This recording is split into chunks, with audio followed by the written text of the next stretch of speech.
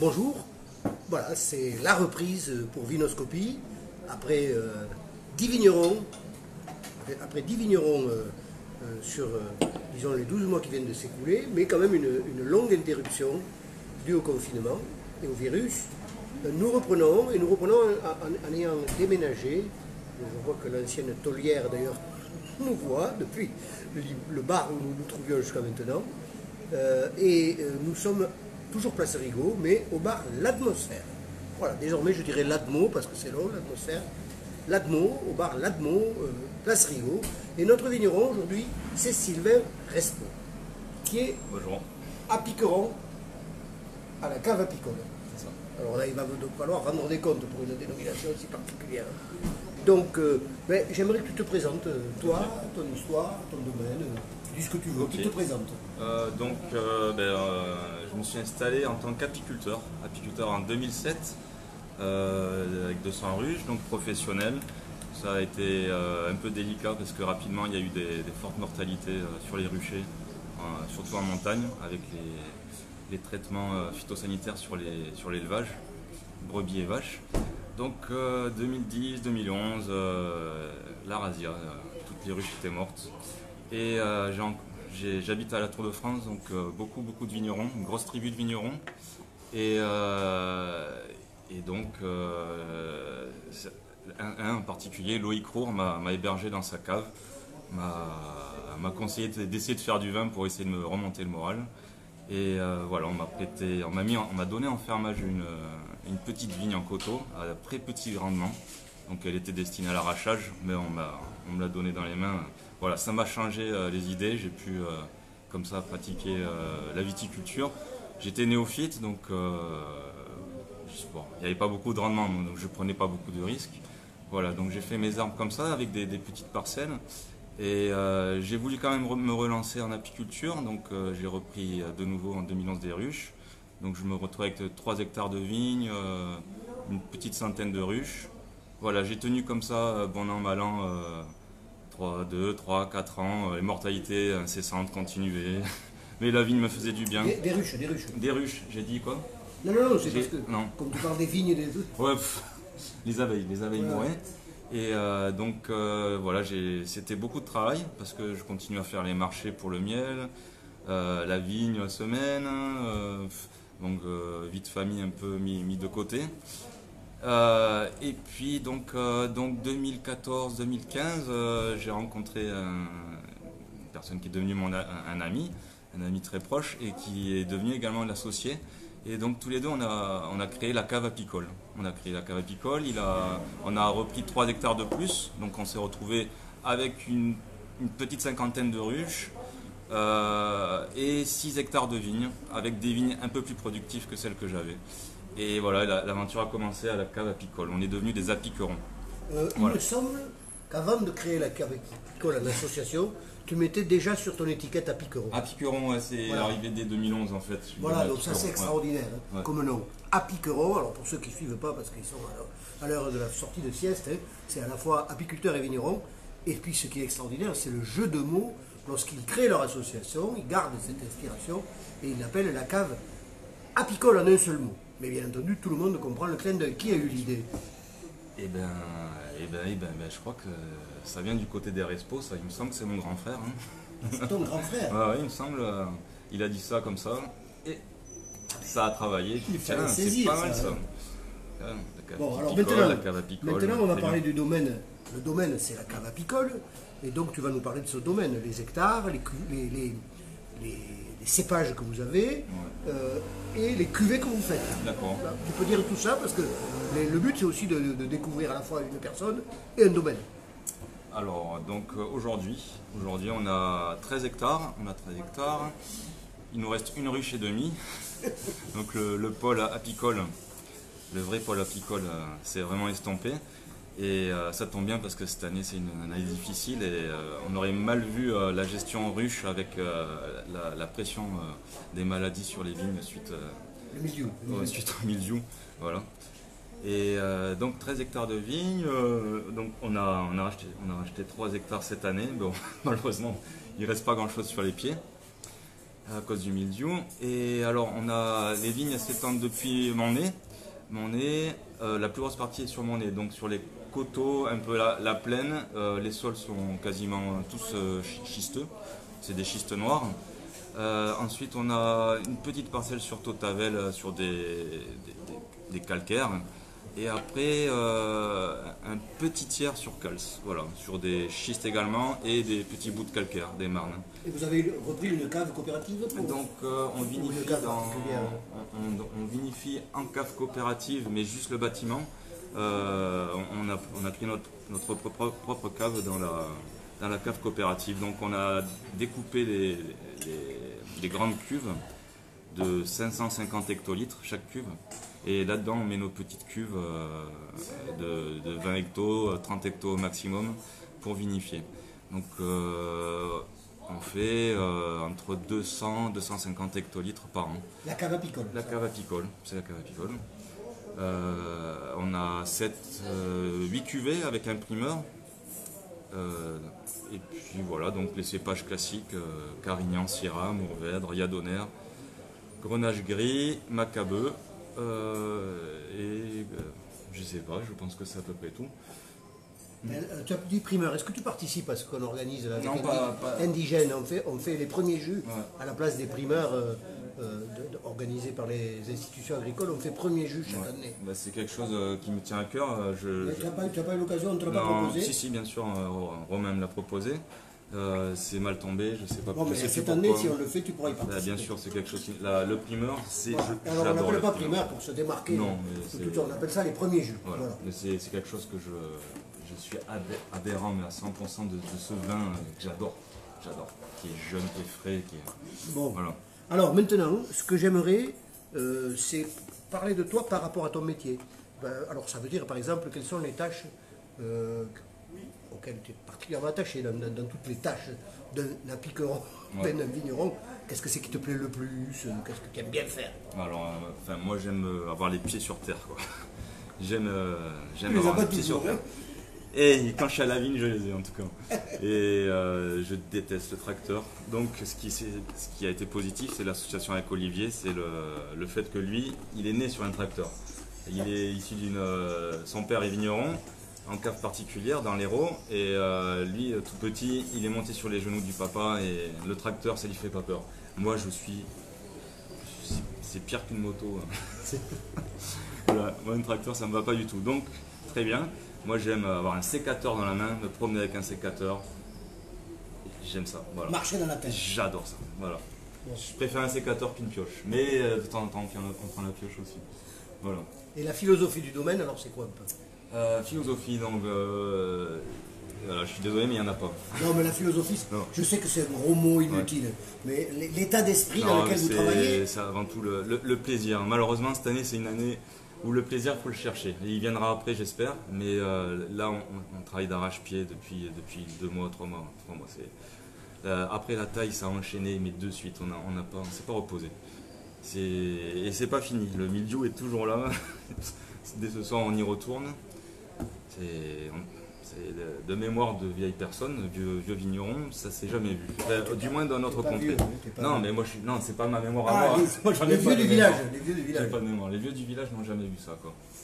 Voilà, c'est impressionnant. Et alors tu as déménagé parce que tu étais à la Tour et maintenant tu es à Montenay. Non, j'ai toujours fait le vin à Montenay. Ah d'accord. Et j'habite à la Tour de France. Ouais. Donc mon cœur est à la Tour, mon travail est à Montenay, mais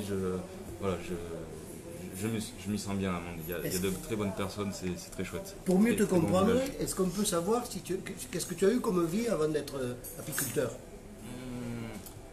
J'ai une vie assez paisible. Non, mais Ah, c'est exercer notre en fait, profession. non, pas vraiment de. J'ai voulu être géologue. En fait, ça a été vraiment c'était vraiment un objectif. Je voulais être géologue. Ça n'a pas pu se faire. Après mes études, j'ai travaillé du coup rapidement en saisonnier en viticulture. J'ai touché à la cave, ça m'a plu. J'ai mis tout ça de côté et j'ai essayé d'être instit. Et rapidement, je me suis aperçu que c'était pas du tout le métier auquel j'étais destiné. J'étais pas à Tu l'as l'aise. exercé? J'ai exercé en stage et c'était un calvaire. Calvaire total. Être enfermé dans une salle, c'était comme le tracteur. C'est insupportable. Je ne supporte pas d'être enfermé. Voilà.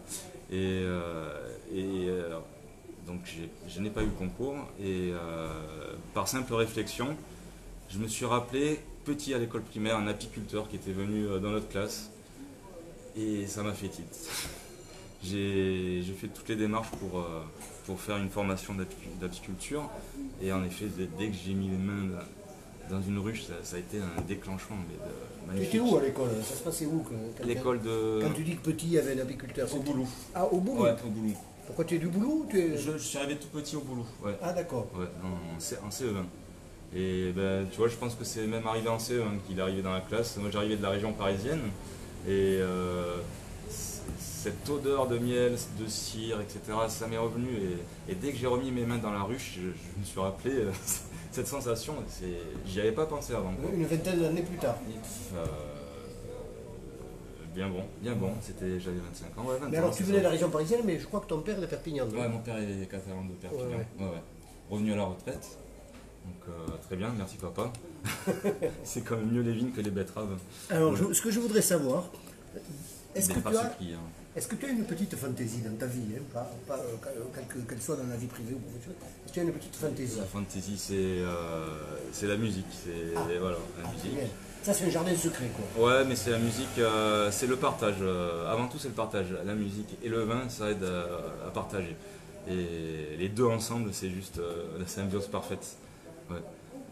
On a formé une petite fanfare à Tour de France qui s'appelle la Fanfarniente.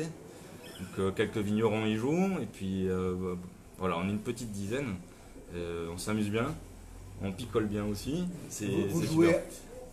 Bon, bien sûr, vous ne pouvez pas jouer le jour de la fête des vins à Tours parce que vous êtes chacun dans votre... On lance l'idée chaque année, mais c'est juste impossible. Et alors, à quel moment vous jouez?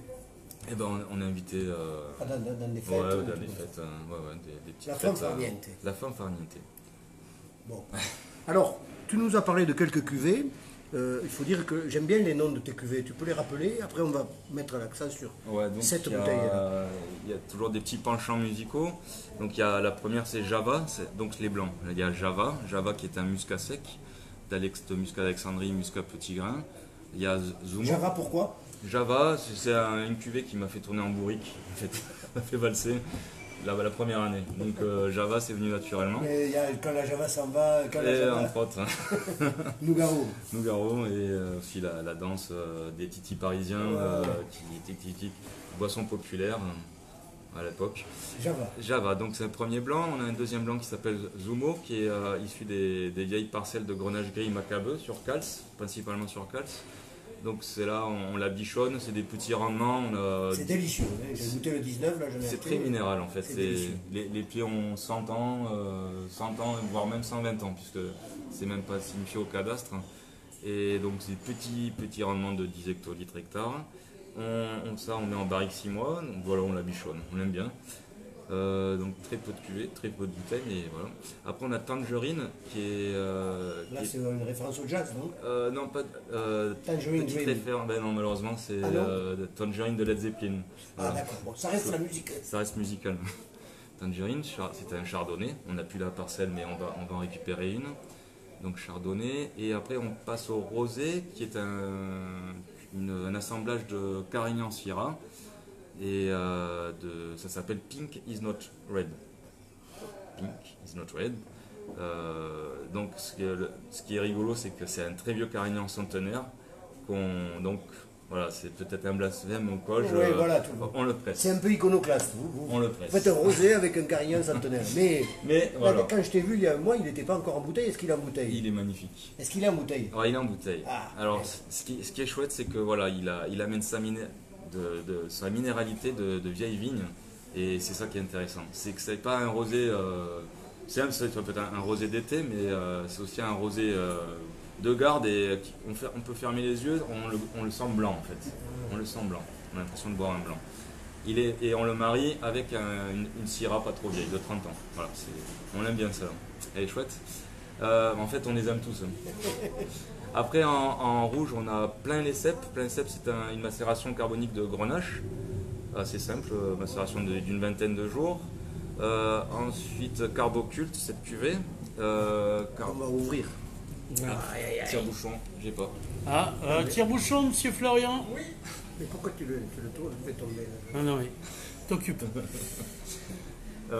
Carboculte, assemblage Mourvèdre, Yadonner, Carignan, Syrah, Grenache. Donc c'est les 100% des grenaches rouges du domaine à proportion équivalente. C'est du 19 là, hein? C'est du 19, ouais. Ça a été mis en bouteille quand? Il y a début mars. Début mars. Donc ça c'est une référence à Serge Gainsbourg. Alors pour ceux qui sont fans ou pas, voilà, Gainsbourg avait créé le concept, album concept en fait. Je sais pas si c'est quelque chose qui te parle. Non. Genre Melody Nelson, Et etc. c'est justement Melody Nelson ça. Donc c'était des albums qui pouvaient durer, avec des morceaux qui pouvaient durer 10-15 minutes sur un thème. C'était un thème, un concept, et il a délié là-dessus. Donc ça c'est carrément une référence à Melody Nelson, et dont la chanson est Cargo Culte. Ah oui, C'est bien le sûr. culte du cargo, des indigènes de Nouvelle-Guinée, je crois. Et moi j'ai fait Carbo Culte parce que c'est le culte de la carbo, de la macération carbonique. Voilà. Cette cuvée. C'est une bouteille concept, une cuvée concept. Et donc ton associé, il est rentré dans le moule, quoi. C'est-à-dire que Ouais, mais il a fait ça. il a pris la gamme telle qu'elle était, il travaille avec. Ben, regarde là, ben, Est-ce c'est qu'il la- a c'est la apporté suivante. des cuvées? C'est la suivante. Ah. Donc quand il est arrivé en 2016, il a ramené des parcelles sur le village de Montlhéry, sur schiste, des parcelles un peu plus productives. Et là, il a créé, c'est lui, Sa plane pour toi. Alors en référence au célèbre Plastique Bertrand, Sa plane pour moi. Donc voilà, Sa plane pour toi. C'était une boisson bien délire, fruitée à souhait, de Syrah et de Carignan, en macération On l'a carbonique. fait toujours, ça. On l'a fait une année sur deux. Parce que l'année sur deux où on ne la fait pas, on fait Gorgorlou, la cuvée d'après. Gorgorlou, c'est un 100% Carignan vieille vigne, en barrique, vinifié barrique, 6 mois, voilà. Donc là, on respecte plus le cépage et sa Vous vieillesse. faites une macération un peu. On faisait un nez grappé. Elle est grappée. Jusqu'à l'année dernière. Cette année, on a fait une macération carbonique aussi. On a vendu les grappoirs. Voilà. Bon, Et le rosé, Ah. le petit primeur qui arrivera donc rapidement, j'espère. Ça, on ne sait jamais s'il va arriver, hein.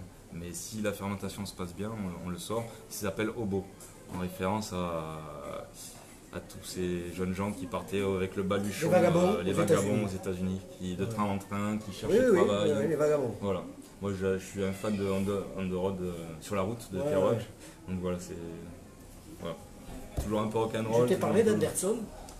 Nils. Anderson, non. Anderson, c'était un hobo à Chicago Ouais. qui a été récupéré par un sociologue urbain de l'époque, parce que la sociologie urbaine, elle est née dans les années 20 à Chicago, par un professeur de l'université de Chicago qui faisait une étude avec ses étudiants sur les hobos. Et puis il a commencé à s'inscrire à la fac, et puis il est devenu sociologue urbain, et il est devenu spécialiste des Ok. hobos. Il a écrit un bouquin qui s'appelle De Hobo, J'ai qui a, lu. qui a fait vraiment autorité. Et c'était extraordinaire, quoi, parce que c'est le vagabond qui est devenu professeur de Et donc il y sociologie. a une vraie étude. La théorie ouais. des vagabonds. C'est pour ça que quand on me dit hobo, moi je pense tout de suite à ça. Oui, je l'ai lu, j'ai mis longtemps en fait. Il est resté longtemps sur mon la table de Ah oui, chevet. parce que c'est un bouquin de sociologie, C'est pas facile, mais j'ai quand même pris. C'était très intéressant. Vu de l'intérieur, c'était très très intéressant. Ouais. Ouais. Bon, alors, sur l'état d'esprit du domaine, tu n'as pas vraiment. Je voulais que tu dises on est en nature, mais tu l'as pas dit, mais c'est vrai que c'est réducteur de dire ça. Oh, des fois ça réduit pas forcément un vin nature. Hein. Ouais, non, c'est-à-dire, voilà quoi, vos pratiques. Tout le monde n'a pas les mêmes pratiques. Non, donc c'est vrai que ça coule de source. Maintenant, Tu n'as pas besoin de le dire parce que non, c'est évident. c'est évident en fait. Donc aucun intrant, voilà, aucun intrant. Il y en a eu encore au tout début, il y avait des intrants. Hein. On pouvait sulfiter à la mise en bouteille. Rarement à l'entrée de la vendange, ça dépendait si elle était saine ou pas. Et 2019, là, ça a été l'abandon total du sulfite, du SO2. Donc rien du tout, ni à la mise en bouteille. Voilà, c'était délicat. On a mis quand même 9 ans à arriver à faire ça. Je ne crache pas sur le sulfite, il peut sauver aussi des fermentations traînardes et qui tournent du côté obscur. Le sulfite, voilà, ça peut être utile. Donc s'il faut en mettre, j'en mettrai. Là, 2019, il n'y en a pas eu. Donc ça c'est plutôt positif. Et c'est des vins assez délicats. La mise en bouteille, on a fait venir un embouteilleur cette année parce que c'est plus respectueux que. C'est plus respectueux. On avait une vieille embouteilleuse, donc un peu délicat de mettre les vins en bouteille tout seul, sans sulfite. Donc Oui, parce qu'il faut beaucoup d'hygiène, d'autant plus. Hein. C'est pas l'hygiène. L'hygiène, je suis presque sûr qu'on était plus propre que l'embouteilleur. C'est surtout la protection du vin quand il tombe dans la bouteille. Donc c'était une protection sous l'azote, donc très protégé. Aucun contact avec l'oxygène. Le principal danger, c'est l'oxygène en fait pour les vins nature. Oui, oui, bien sûr. Voilà. Ouais, donc vin nature, oui, bah, c'est ce qu'on fait. Mais sans certification. Il n'y en a pas, il n'y a pas de certification vin nature. Pas de certification vin nature. Certifié Non, AB mais par ambiant. contre. Ouais, Non, certifié parce AB. que je le vois pas. Non, on le met pas. Ah, On ça le c'est met pas, magnifique. pas... Ça, Non, ça c'est la magnifique. classe. Non, mais tu Être vois, il y a- certifié, mais pas le mettre, c'est la classe. Ouais, et après, tu vois. Non, parce qu'il y a des vignerons qui ne veulent pas faire la dépense, qui disent moi de toute façon, Ah. j'ai rien à prouver, je sais, quand je me regarde dans le miroir, Ouais. je suis en bio, mais j'ai rien à prouver, et puis ça coûte cher. Je- Vous, c'est encore mieux, vous êtes certifié, mais vous ne le Ouais, mettez mais pas je sur t'avoue que voyant le cahier des charges, c'est édulcoré un peu pour laisser place aux grosses entreprises, et tu vois. Ah, non, Je mais me ça, demande si dans l'avenir on va pas laisser tomber non plus cette certification-là et passer peut-être à une certification comme Déméter en biodynamie, mais ça Ouais. demande une autre démarche. Mais vous ne pratiquez pas la On fait pas de biodynamie. biodynamie, juste chez les autres, pour aider de temps en temps. Voilà. Alors dis-moi, parce que là le temps passe, non, ça va, on est dans les temps. J'aimerais que tu nous dises si tu as des enfants, si... Ah bah ouais, il faut même que je les nomme. Hein. Mais bien sûr, oui, ça leur fera plaisir. Donc premier arrivé c'est Guillaume, arrivé en plein pendant que j'étais justement presque instit, donc je l'ai pas beaucoup vu, j'étais à Toulouse, lui était à Montpellier. Donc, je l'ai pas beaucoup vu. Quel âge il a? Maintenant il a 18, il vient d'avoir le bac. Ah ouais. On lui a donné le bac. On l'a filé le bac. Bah, Il y avait le bac 68, mais alors j'ai l'impression que le bac T'as eu 2020 le bac a 68? écrasé. Non, moi je ne l'ai pas eu, mais enfin, il a écrasé en réputation ah, le bac c'est 68. super, celui hein. de Bon, 2020. il va passer le permis, j'espère qu'ils vont faire pareil. Oui, parce que dans la voiture, tu peux pas. Ouais, je sais pas, on espère. Ensuite, il y a Fantine je vais me tromper sur son âge, mais c'est pas, qui a 13 ans, bon, on va dire 14, ça en est large. Et voilà, et elle est plus confinée, elle vient de rentrer à l'école depuis cette semaine. Et la Milly qui va rentrer en 6ème. Voilà. 3 donc. Trois enfants. Tu vis avec eux. Je vais avec eux, avec C'est leur, beau. leur gentille et belle maman. Ouais. Très bien. En principe, je demande. Bon, déjà, on pourrait commenter ce vin. Allez, on va Est-ce que tu essayer. veux bien le faire? Ouais, je suis pas expert là-dedans, mais. Non, mais on n'a pas besoin de s'expert.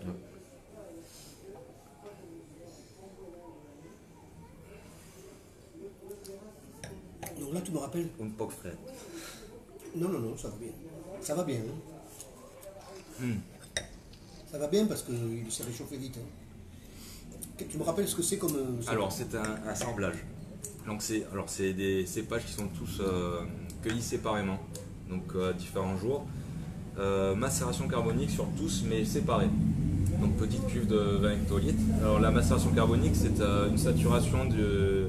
Enfin, c'est la vendange grappe entière en petite caisse qu'on va verser dans une grande cuve. L'intérêt, c'est d'avoir les raisins intacts, encore attachés à la rafle. La fermentation se passe à l'intérieur de C'est pas une fermentation, Enfin, la macération. c'est une macération, c'est enzymatique, c'est pas levurien, Oui, la macération. ni les mûriens, mais ça n'a pas de rapport. Et donc c'est les enzymes qui vont transformer un peu de sucre en alcool au sein du raisin et qui vont développer des goûts fruités. On tire beaucoup de fruits rouges. Alors il y en a qui crient à haut là-dessus, ils pensent que ça dénature mais c'est Il y a de la un place autre système. pour tout, de toute façon. C'est juste que voilà, moi je trouve ça super intéressant de goûter à un carignan en macération carbonique. Le carignan, on le reconnaît toujours quand il est en égrappé, etc. Mais c'est sur lui qu'on a très fait agréable. surtout les macérations carboniques. Quand Sur ça a les été carignans. introduit dans les années 70, Eh ben je savais pas, d'accord. il y avait des caves, là, je pense à Roquebert, qui était très connu pour ça. Les D'accord. premières caves qui ont lancé des macérations carboniques, c'était sur les J'étais pas du tout au C'était courant. sur des carignans, mais tu n'étais peut-être pas né. Eh ben je sais pas. Au début des années 70. Hein. Ouais, Fin des je années buvais pas 60. encore de vin. Ouais. Voilà. Et ouais, donc moi je trouve ça très intéressant. Je Donc trouve, là, comment tu le décris un peu? bah, c'est du pur fruit, quoi. Absolument. L'alcool est assez léger, ça fait 12,5, 13. On cueille souvent les raisins sous maturité. On recherche justement une baie ferme qui résiste justement au poids. Pendant la macération. Pendant la macération. Et on ne recherche pas du tout les côtés mûrs des raisins. Voilà, donc c'est pour ça qu'il y a un peu moins de couleur aussi. Alors il n'y a pas du tout de couleur parce que particulièrement en 2019 on a cueilli très tôt et les baies n'ont lâché quasiment aucun jus dans la cuve. Donc il n'y a pas eu de macération. Il fait 13,5 quand même. 13,5, moi on sent pas. Non, Voilà. non. Et là-dedans il y a des raisins qui étaient à 11,5, qui étaient un peu plus élevés, voilà. Il devait y en avoir pour arriver à une moyenne de 13,5. Forcément. Ah non, mais tu es sur un territoire de toute façon où il y a de l'alcool. Ouais. Donc Bon. nous voilà, toujours. Alors on n'est pas loin de la fin de notre petite investigation, de notre vinoscopie, hein, puisque j'ai oublié de le dire, mais c'est un hommage à l'émission Radioscopie que nous avons choisi ce nom, Jacques Chancel. Jacques Chancel Qu'on a de choisi Mendelosseil, à la Tour de France. Que l'on a choisi, oui, parce que Chancel a un homonyme à la Tour de France. Et ouais. Ouais. Et donc, il est aussi culturé que lui. donc là, à la fin de l'émission, je pose deux questions. En général, c'est rare que j'ai une réponse pour les deux parce qu'elles se ressemblent un peu. Mais ça fait rien, je les pose. La première, c'est quel message tu aimerais bien faire passer? Oh, et l'autre? Et l'autre qui lui ressemble, qui pour moi n'est pas la même, mais ça fait rien, c'est qu'est-ce que tu aimerais qu'on dise de toi? Après ma mort? Ah non, justement, parce qu'au début, Pendant mon vivant. au début, j'avais formulé au début, l'an dernier, au début, je disais qu'est-ce que tu aimerais qu'on retienne de toi. Et Ouais. évidemment, les gens ils disaient, ouais, bah attends, ne m'enterre Donc, pas, maintenant, etc. ben, moi, tu Donc m'enterres. maintenant, je dis, qu'est-ce que tu aimerais qu'on dise de toi? C'est-à-dire là, dès que tu es sorti, nous, si on parle de toi, on peut dire quelque chose, tu n'es pas encore mort. Ouais. Qu'est-ce que tu aimerais qu'on dise de toi? Rappelle-moi la première question, juste. La première, c'est quel message tu aimerais faire passer? Ouais. Quel Là, qu'il soit, c'est con, mais la première chose qui m'est venue, c'est arrêtons de prendre l'avion. C'est con, mais voilà. Voilà, mais Voilà. c'est super, ça, Et- c'est excellent. Moi, j'ai pas eu le temps de le prendre, hein, mais C'est excellent. Moi, je pars en voiture cet été. Voilà. Bon, ça, c'est la première réponse, le message. Et maintenant, qu'est-ce que tu aimerais bien qu'on dise de toi? Autre chose que il ne veut pas qu'on prenne l'avion. non, je voulais dire aussi des vélos, pas de moto. Ça te fait Voilà, quelque chose. mais c'est excellent. Ouais. excellent. Donc, qu'est-ce qu'on aimerait qu'on dise de moi? Non, mais j'aimerais qu'on dise rien de moi en fait. J'aimerais passer inaperçu. Ouais, je crois que c'est le mot de la conclusion et qui résume bien ton espèce de. Comme une timidité, une retenue. Tu peux dire que c'est pas comme, c'est une timidité. C'est une timidité. Retenue. De la retenue, c'est mieux. je trouve. Allez, la retenue. Voilà. Et c'est vrai que tu t'en es remarquablement sorti alors que depuis des mois que je te travaille pour que tu viennes, tu me dis mais je pourrais pas, je sais pas. Ah, mais c'est juste un cauchemar pour moi. de C'est savoir un que, cauchemar. il y a Est-ce une que vous caméra avez, qui vous avez tourne. l'impression qu'il a vécu un cauchemar, les spectateurs? Non, non, on n'a pas vécu un cauchemar. Eh bien écoute, est-ce que tu veux ajouter autre chose? Tu as le droit, là, tu peux dire ce que tu veux. Non, le bonjour à mon chien Marlou, quoi. Salut Toutou. Il suit en direct là. Oh, j'espère. Ah, il est fidèle. Bon. Et Olivier, bien sûr, qui doit être en train de. Voilà, traiter- alors je vais traiter te de dire mildiou. quand même, pour Olivier, Je peux dire un truc? mais bien Fuck entendu. the mildiou. Fuck the mildiou.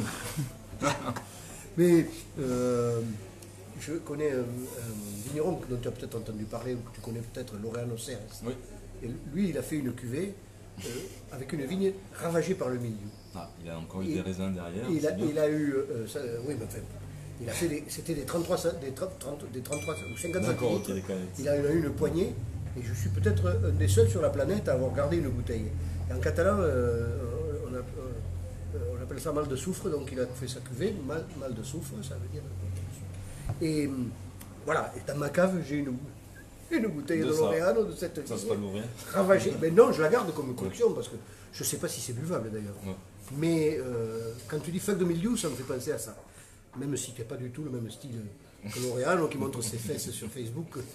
Chaque fois qu'il fait le tour du monde, tous les soirs, il montre ses fesses sur. Toi, tu es plutôt dans la retenue. Hein. Facebook, Voilà. j'y vais de loin. Et donc, je te remercie d'être venu.